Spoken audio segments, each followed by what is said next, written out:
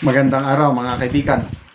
Bigyan natin ng opinion, reaction ngayon itong post ABS-CBN News. Just in, the Senate has suspended the Blue Ribbon Committee hearings on anomalous flood control projects.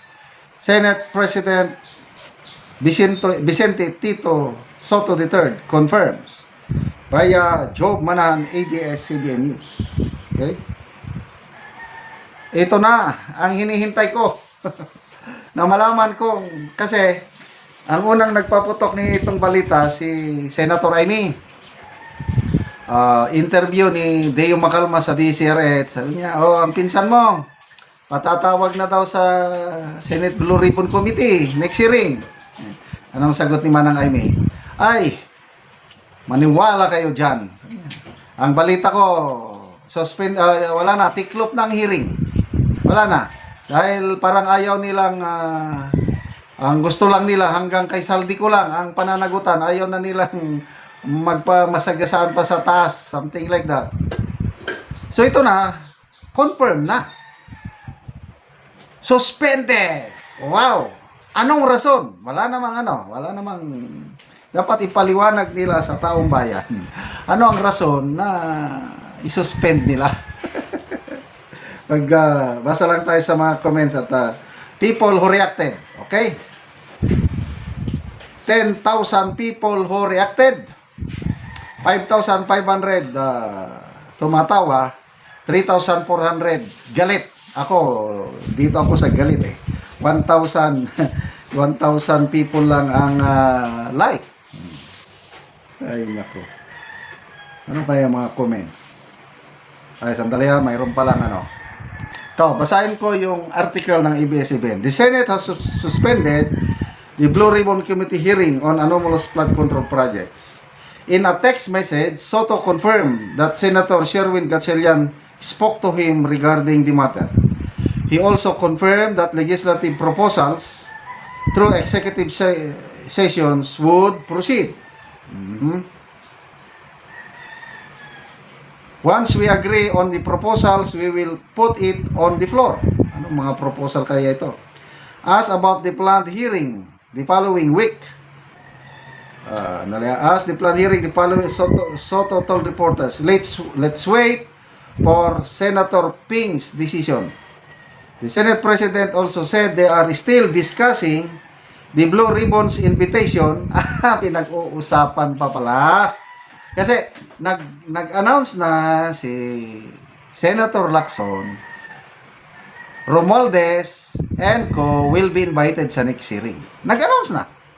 O ngayon, sabi ng Senate President, pinag-uusapan pa. Ay, nako, bakit pag-usapan pa? The Senate President also said they are still discussing the Blue Ribbon's invitation to former House Speaker Martin Romualdez and former Ako Bicol Representative Saldico who have been tagged in irregularities on flood control projects. No other information are available as of this story's posting. ABS-CBN News reached out to Senate President Pro Tempore Panfilo Ping Lacson about the development, but his office said they have yet to get information on the matter. Okay. So, yan na. Basta tayo sa mga comments.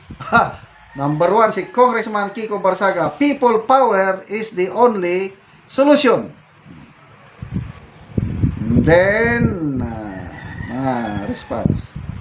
Manilin, baka inaantay pa ang script. Yun, baka hindi patapos ang script nga.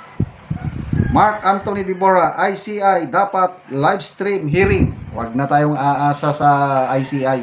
Ako, dito lang ako umaasa sa Blue Ribbon kasi nandyan si Senator Lacson. May tiwala pa naman ako sa kanya. At nandyan, umaalalay si Senator Marcoleta kahit nag-away sila. But at least nandyan silang dalawa na porsigido na malaman ang katotohanan. But ngayon, medyo nagdududa na ako, bakit biglang pinuspon? O bakit biglang sinuspend? Kaduda-duda, di ba?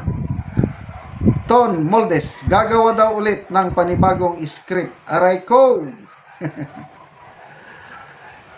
Carmen Jagdon, dami kasing kontra na senador, kaya suspend na muna para walang masabi mga crocs na senador na ayaw madawit.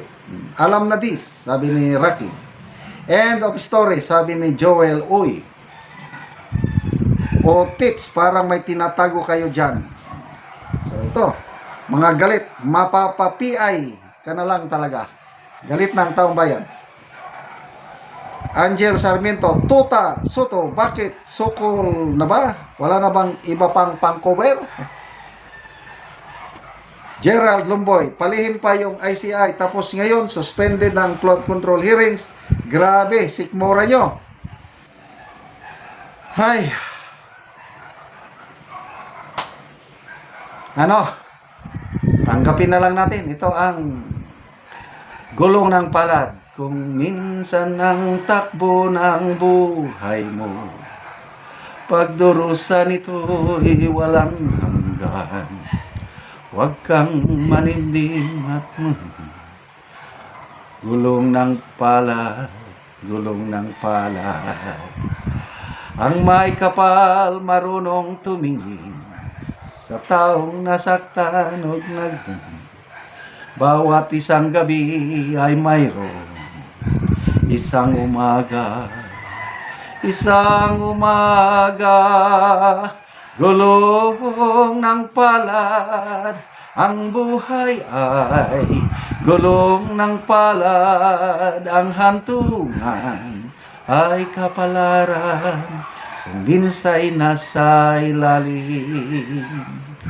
Gulong ng palad, ang buhay ay gulong ng palad, ang hantungan, ang kapalaran, kung minsa'y nasa ibabaw. Sige, gawin nila ang gustong gawin nila. But darating ang panahon, there will always be a day of reckoning.